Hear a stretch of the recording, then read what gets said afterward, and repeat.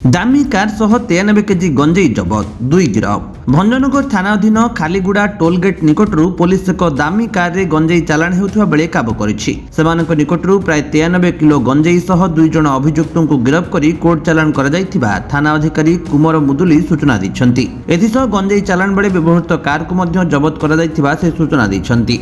सूचना अनुसार शनिवार अपराह्न समय थाना अधिकारी श्री मुदुली नेतृत्व में एसआई सुशांत कुमार पट्टनायक हाबिलदार दिलीप कुमार राउत खारीगुड़ा निकट में पेट्रोलिंग करने सह चेकिंग करुथिले। एही समय फुलबाणी पटु आसुथिबा एक कार पुलिस को देखि पुणी फुलबाणी आड़कू फेरी पड़ाइथिला। एहापरे पुलिस संदेह रे उक्त गाड़ी को पिछा करी गोड़ाई धरिथिला। एहापरे रविवार सकाळ समय तहसीलदार उमाशंकर बेहरा उपस्थित रे जांच परे डिक्कीरू 50.940 केजी एवं पछपट सीट्रु 42.480 केजी गंजेई जबत करा जायथिबा श्री मुदुली प्रकाश करिसेंति।